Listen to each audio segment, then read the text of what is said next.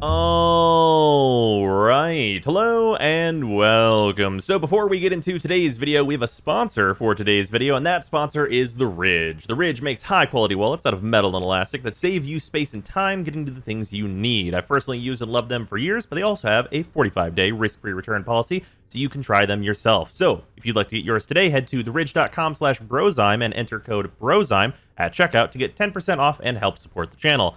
Thanks so much to The Ridge for supporting the channel themselves and sponsoring this video. Now, let's get into it. All right. Hello, everyone, and welcome to the Devstream 150 breakdown. So this is the final Devstream of the year, and they kind of stopped calling them home streams, so I'm just going to go back to the numbering of them just being Devstreams, and this is Devstream number 150.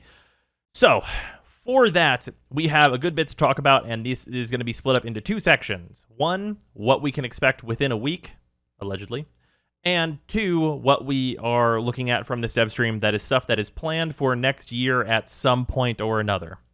That's very important because the next year stuff is not like January. It's just some amorphous time next year. So there's a lot to talk about in regards to that.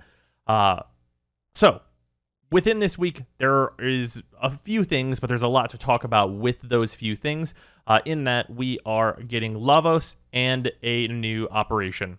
So we're going to talk about Lavos first, and I will say that there's a lot to talk about with Lavos, in that he seems complicated, but this is going to break down to be pretty simple. Before we go into these abilities, I do want to say we did see Lavos with a full 5-forma build, so that is going to be really, really important for what we're going to be talking about with these abilities and my thoughts and feelings on these abilities. And we saw them used in the Kuva Fortress against about level 30 or so enemies. So take all that into consideration for us talking about this stuff. To talk about this stuff, we should probably initially talk about his kind of overarching mechanic that he's adding, which is his vial system. This little image you see on screen here, this is his vials, basically, and you can see that there are all of the base elementals around it, which are associated with his 1, his 2, his 3, and his 4. Basically, the abilities are each associated with a damage type, and then that damage type can then be put on to any other ability, and they can be combined to create any of the combined things that we'd like. So the thing that is across all of his abilities is you can hold them to fill the vial. You hold 1 and it'll fill with toxin, and if you then hold 4 to fill it with heat, it will become gas. So on your next ability use, it will be a gas attack of some description, as they each do damage. So that stuff is important-ish for what we're going to be talking about, and we are going to kind of circle back to this thing, but whenever these abilities say plus their element, that is what I mean by that, as it is that associated ability. Now let's just talk about what his abilities actually do. So first we have Ophidian Bite, which is a close-range whip AoE. This is basically, he just uses the snakes that are in his arms as close-range whips. It does damages, and it does toxin damage by default, and then you can add whatever damages in your vials to it. This ability looked extremely short range, and the damage did not seem that good whenever we're looking at the stats that were on the build that they were running. Then we have Vial Rush, which is a dash forward that throws a bunch of vials everywhere that deal cold damage by default. This dash didn't seem particularly far. It seemed like it's pretty much just Hydroids too, but without ragdolling and like with a trail of cold damage vials that you're throwing out. So there's that. Then we have Transmutation, which is to convert orbs, which is either health or energy orbs, into universal orbs that will give you both health and energy.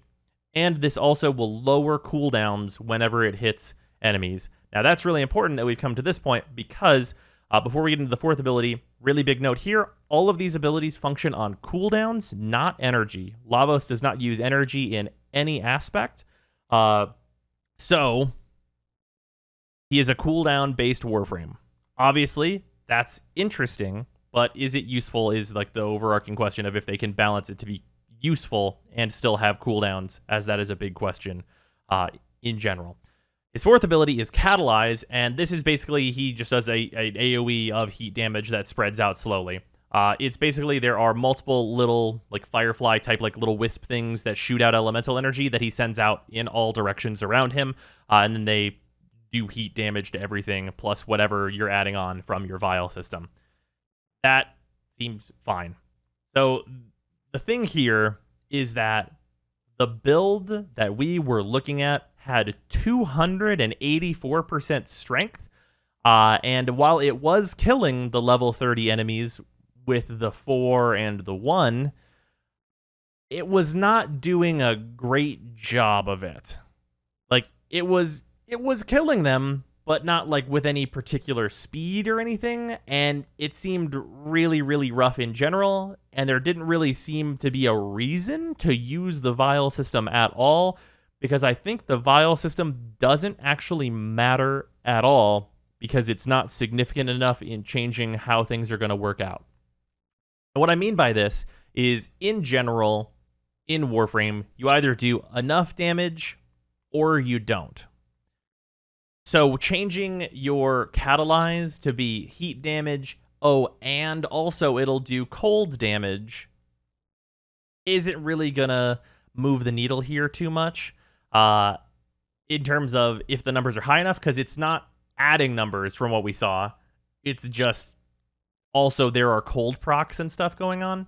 So the vial system not having a more significant role, where like if you put toxin into the ability, then it'll have more range or something. Or if you put cold into an ability, then there won't be a cooldown for your cast. And then if you use electricity, then that'll give you more duration. And then if you use heat, it'll give you more strength. Like, that being a thing that this vial system could very easily be, oh, putting fire into an ability adds 200% strength. Well, I want that. And putting toxin into an ability is going to add 200% range. Okay, well, I really want that. And then electricity being like 200% duration for like your third ability and stuff. And then like cold being no cooldowns on this ability, but you have to give up something because you can only combine 2 elementals at once to make whatever their combined is. So like combining heat and toxin would then give you, 200% damage, 200% range, and gas damage in addition to what all you're doing with your next ability press. That stuff just doesn't seem to be there. Like, there's no reason really to use the vial system unless for whatever reason you really need to make your whips deal electric damage or make them corrosive, which doesn't seem like it's going to really move the needle, because none of these are like heavily multi-hitting like status spreader looking abilities. Like, his 4th might spread an okay amount of status, but it's very slow, and it's the case where there's like a lot of other things that will definitely be able to do the job better, just given the speed at which his abilities are done. So I'm extremely, extremely skeptical of Lavos. Based on the build we saw, he does have like a considerable chunk of health, but he's not really an Inaros or a Grendel equivalent in terms of just being very tanky. So it really looked like overall, he's probably not going to be great. Like, his gimmick doesn't seem to really add anything to him. And the base like abilities that we have here just aren't particularly interesting. Like, he's basically got a very, very close range version of Korra's one, but they didn't say it scales off melees, so that's probably not great by default. And then his 2 looks like Hydroid's 2, and we all know what state Hydroid is in right now. And Hydroid's 2 is probably on average a little better than what we saw from Vial Rush. And Transmutation just being the case where it's going to give me orbs that give me energy and health, but I don't use the energy for anything seems weird. And lowering my cooldowns whenever I use this ability is like, okay, other Warframes don't even have cooldowns. So in a world where the other abilities are really, really strong, Transmutation seems like it would be the cornerstone that holds them together, but the other abilities don't seem really strong. Like, Catalyze looked the strongest, and it looked like it was basically a slower version of Ember's 4 right now. And Ember's 4 is like pretty solid right now, but it didn't really light a fire under me in terms of it being there. Obviously, in order for it to be good, all it really needs is the numbers to back it up. Like, if they make the numbers high enough on, like, range and damage and all that stuff, he will end up as a good Warframe. But it looked like both numbers weren't there and that he wasn't going to be particularly interesting because I feel like his gimmick just wasn't very important to utilizing him overall. Now, it's obviously possible that I misunderstood Lavos, but they showed him off like over the course of basically a full mission, and it was really, really underwhelming whenever I found out that he was at almost 300% strength, and that was the output that we were seeing from him. So moving on, let's talk about the event. The event is Orphic's Venom, which is where you are going to be acquiring Lavos, which is interesting that he's in the event. It'll be curious to see where he ends up later, or if he's just going to be on this event that is maybe a repeating one. And there are going to be skins, mods, and most importantly from this event, there are going to be the arcanes that were available in Scarlet Spear. So that is most of the good arcanes in the game, namely and mainly Arcane Energize and Arcane Grace. If you do not have sets of those two arcanes, this is probably going to be the time to get them. However, there are a few caveats that go with that. First and foremost, you need a necromech for the event. They are going to put in the ability to like rent a mech, essentially. We don't know how that is going to work. And also, I'm going to tell you, you almost certainly do not want to do that because, you know, taking a rental mech is probably going to be, let's say, considerably lower power than what you'd get out of having your own. So if you don't have a necromech yet, you're probably going to want to get it. However, I will tell you that you almost certainly don't want to like just go crazy and forma out your mech preemptively, because this update is also going to make it so that we can use the necromechs in missions. So you'll be able to take your necromech to Hydron and whatever else to level it much more quickly. So it'll actually save you time to not level your necromech now a bunch of times to get it formatted if you're planning on doing that. So there's that. Also, in addition with this, there is the case that this is the last update of the year. So I think we probably can't expect them to do any big rebalancing type stuff on this. So this event is going to come out and it's going to go one of two ways. There's really no in between. It's either going to be super worth it, hell yeah, get these arcanes, get all these other rewards, awesome, what a good time. Or it's going to be these, like, this time to rewards is actually somehow worse than Eidolon's, basically. So why would anyone run this event? Just get the exclusives and get the fuck out. Those are literally the two ways I see this going, with the very, the possible third being that this event isn't fun, but it's really rewarding. So that's the possible third one. Now, the reason I have the slight worry that this event won't be fun is that this event is going to have AoEs where your Warframe doesn't work and you must use the necromech. So a certain amount of skepticism is in place because obviously we just got Bone Widow, but we do have the Void Rig. So preemptively, I'm just going to go ahead and say it. Get a Void Rig. Don't bother with Bone Widow. Like 100%. Just get Void Rig. It is so much better than Bone Widow that it is not even funny. So I really advise you to have that necromech, not Bone Widow, as long as you can. Please get Void Rig instead. It is so much better. Okay.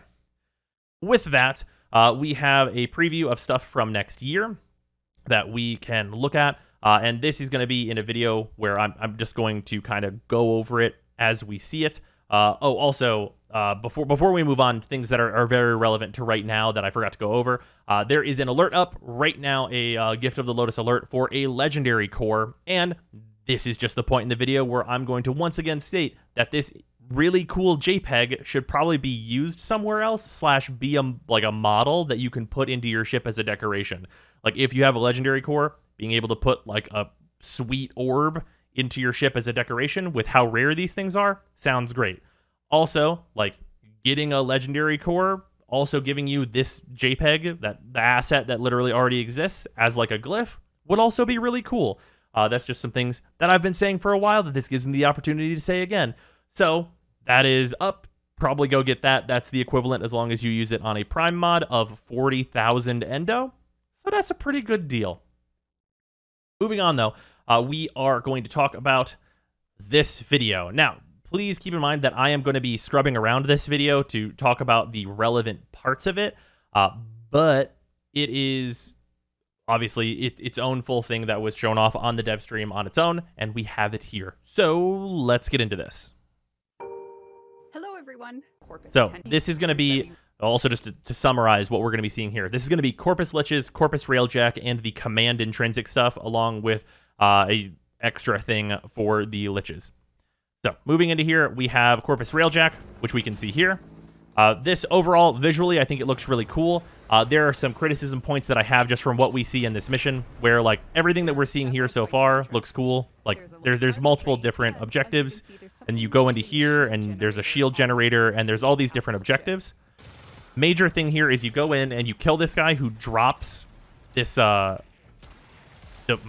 mobile defense device, and then this mission is interrupted in flow by a mobile defense, a minute and a half mobile defense. Now, you'll notice something really, really specific here. In that, here it's coming up. It's really important. They skip that. Now, I really want to talk about how this video that DE made represents why that should not be a fucking objective. Everything else for this mission is shown pretty much in full, except for them waiting for a minute and a half timer. And if that is not the absolute essence of why every fucking objective should not just be mobile defense, I don't know what is. DE literally edited out the mobile defense time because it's nothing. It's just filler time where you're not doing an interesting objective. So that wasn't me editing that. That's literally the video that DE showed everyone. My goal is to disable. So it just moved on to this other interesting objective where you have to get in here and like send this big cargo thing into the void and like do cool Warframe stuff. It's really important to me to really get out there that those objectives aren't interesting and they don't make Warframe better. Giving us more things to do in a ship and like actively pursue these different objectives is interesting. Having us wait for a timer for a minute and a half is not interesting. So I really just want that to be like a really big point here in the Railjack section, because everything else that we see here, like they attack this this big shield here and like they jump in, there's a bunch of dudes to kill, they come up here, they've got to disable this stuff. Notice there's no timer here, and you just got to reach the capital ship. Like shields are off, like ship is exploding, things are happening, you're doing like this pacing of the mission, like you're going forward, getting into the capital ship. This stuff is showing off that Liches are going to have their finale with these queen pins having like their own ships. This is also going to apply to the regular Liches. So like having, like you go through here and then you encounter a big fight. We know from watching this that the Corpus Liches are going to have Warframe Spectres as like assistants for them fighting. There's going to be like, you know, Spectre mags and stuff that you'll fight, which I think we see one like kind of up close here pretty soon, or might have been back a little bit. I'll check real quick. Yeah, there we go. There's a mag Spectre. So, like they're going to have Spectres for us, and like that's going to make some of like the final showdown fights with these enemies a little bit more interesting probably. And then they themselves, we can see here, she has one of the backpack guns, or not backpack, briefcase guns, that we're going to be able to get, that we will see more of in a moment. But that stuff, everything about like that Lich stuff and that mission looked really good, except for like the audible from chat whenever I was streaming this live sigh of, oh, a fucking mobile defense again. I really want to get across that those objectives aren't interesting, and I think I speak for at least a good portion of the community at this point when I say we're sick of it. We're really sick of mobile defenses being the only fucking objective that we have in a lot of these new pieces of content, because like having us run down a hallway is actively more interesting than having us sit on our ass and wait for a timer. Anyway, moving on. We have some reward stuff to show off. There are some new ephemeras. I will say, before we even look at these, they all look fucking awesome. I think they all look great. They're all this like, they're like energy kind of armor. They all look super cool. Way into it. Art team, absolutely fucking killing it. They look great. Couldn't possibly be more into how these ephemeras look. This one's maybe a little big for me, but some people will be into it. You could use like a darker color. I think it'll go really well. Cool stuff. Also, from the new Liches, we have this briefcase gun, which the reason I called it a backpack gun earlier is because it's on her back. But whatever. It's a rocket launcher. We'll get to know more about this in the future. And then moving on here, we're going to have some details on how the command intrinsic is going to work. Basically, Ticker is going to hook you up with people to hire. You're going to be able to hire people from Ticker. There will also be other ways to get crew members. They did say that leveling up the command intrinsic is going to be how you're going to be able to access using your Liches as crew members. And also, whenever you hire people, you can also like level them up and make them better at certain different things as they are used on your ship and things. So you go into here. The command intrinsic is shown here. We don't see the full list of buffs and stuff that are going to be available from the command intrinsic, but that'll be interesting to see whenever that releases. And then in here, other important stuff in terms of customization is that you can go in here and color any of your crew members. Like you could change their outfit to make it so that they match what your aesthetic is. That stuff, obviously great to have that. Being able to just have, you know, your crew members look like your crew as opposed to just some guys. I do think I will say here that this is going to be really, really cool if we can customize how our Liches look in terms of their color palettes and stuff. That's probably going to lead to some really, really cool looking Liches, just as a thing to say here. Moving on with that, you are going to get right here, you're going to be able to use extra primary and maybe only primary weapons on your crew members. So you're going to be able to give them a weapon. I think this is probably going to end up with there being like certain weapons in particular that are best for them that might be really easy to build, such as the Ignis Wraith. But in general, it's cool that this is going to be a use case for some of your extra weapons for your crew members just to have and use them. And I will say that in general, all I really want from the command intrinsic, as you can see, there are 3 slots here. We don't know if there are more. This says it unlocks with command rank 4. Which seems like a reasonable level for like more slots to be unlocked and things like that. If you can only have 3 members, which like these screens seem to imply, I really hope that you can just assign these characters to be like left gun, right gun, repair bitch. That's really all I want personally from the command intrinsic, is to be able to be like, there's someone to man the left turret, there's someone to man the right turret, and there's one character that runs around and does repairs. Because for playing solo, that's kind of all we need. All I want is a left side aimbot, a right side aimbot, and repairs to happen in the ship without me having to be interrupted all the time. That's really all there is to it in terms of making the command intrinsic, I think, pretty good. But we'll see where it ends up. Other stuff in here, I don't think there's anything I forgot to mention. Oh, yes. The very final thing that she mentions here at the end is that there are wildcard requiems. Are there going to be wildcard requiems? So for your Lich, they have like the 3 chunks, and each one needs one of the requiems in your Parazon to be correct. There are going to be wildcard requiems that you're going to get from somewhere or another, and that is going to allow you to basically have a 100% chance. So if you get the first 2 and have those figured out, then the last one you won't have to figure out. It'll just always be right because it'll be a wild card one. I think this is, I mean, if they're widely available, then I mean, it could get you through Liches really fast as long as you're allowed to equip 3 of them, like 1 in each slot. And if they have 3 uses, then that's 3 Liches that you get through by farming 3 wild card requiems. So that seems cool, but I also would have liked to see maybe some just overarching changes to how the Liches work in terms of it being more like Mastermind and less of like a guessing game while you're gathering murmurs. But we really might see a situation where we can just get a bunch of the wildcard requiems and then just kind of like bust out a few Liches, which might actually make going and creating some Liches just to get some small buffs on your weapons way more appealing. We'll see if it actually works out that way, or if you can only equip it in 1 slot at a time, which would be very, very disappointing, but hopefully not. Overall, the stuff they showed for next year seems like potentially really good, outside of that one major gripe I have with, like, you know, more fucking mobile defense. That stuff seems cool. Visually, it seems like really appealing. I really liked how the Corpus Railjack stuff looked. I think that the command stuff, in terms of customization, seems to like really be there and like be what I want from that system in terms of like visuals. but a lot of the functionality stuff we didn't really get into. And you know, I already went over what I would like to see from that system, and I think it's like a pretty minimum level of what the command intrinsic probably should be. So with that being said, that is going to do it for this video. Hopefully you guys have enjoyed it. I know it's been kind of a dry season, but we're about to get an update for Warframe, so we will see how things go. I really hope I'm wrong about Lavos and that he comes out and is amazing, but I really worry that I'm right. Anyway, that is going to do it for the Devstream 150 breakdown.